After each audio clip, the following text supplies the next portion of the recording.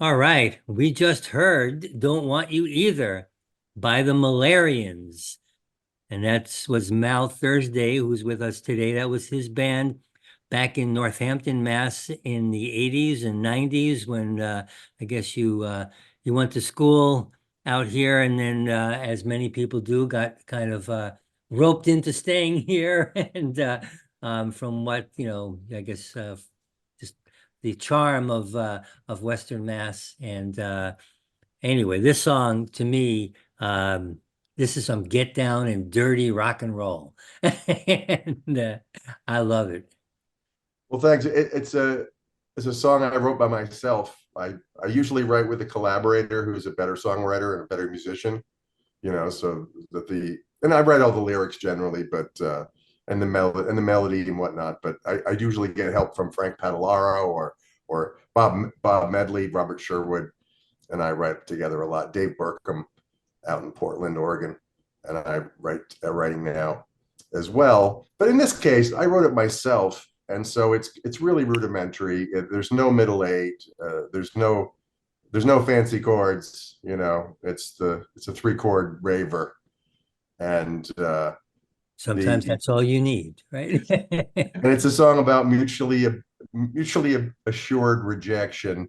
I don't want you either is essentially the singer has already been shut down by his girlfriend, and now he's saying, well, I don't, I can't, you can't quit because you're fired, sort of thing,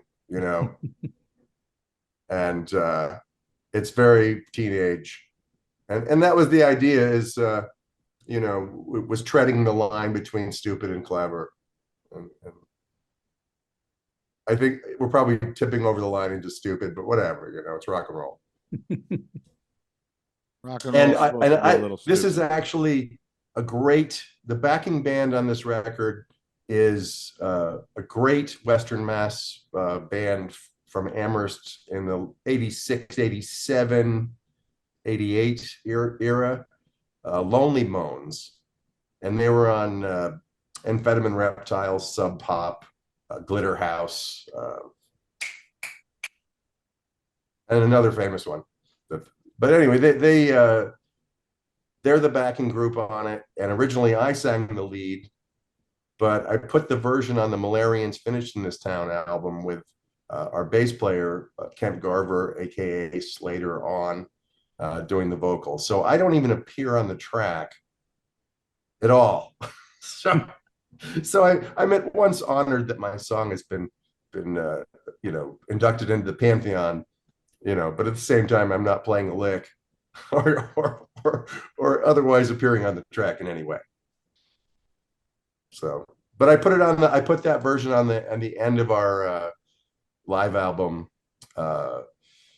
because we needed another original song, and we had that one in the can from a session that we did at Fort Apache with Lonely Moans, and Kent is playing bass and singing lead on that, and he had a beautiful voice, and we lost him in 1994.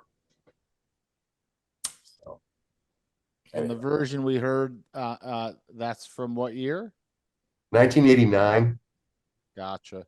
Yeah, it's funny. It's always interesting with these when you hear a song, and as I heard it, I'm saying, "Wow, this sounds like something from the late '80s," and it was from the late '80s. So it makes more sense once you realize it was. Because a lot of these we're getting were that could have been recorded yesterday.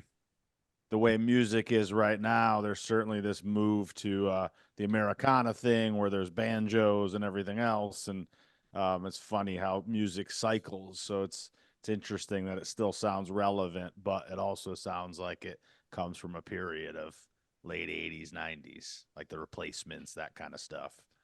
Can I chime in? Sure. Yeah. To me, I think of it as first of all, Mal, I don't think it's a stupid song at all. I don't think it's crap. I think it's brilliant. I didn't say it was crap. Second of all, to me, I hear it sort of as like the bridge between like super authentic 60s garage rock and the bridge between that and Iggy Pop.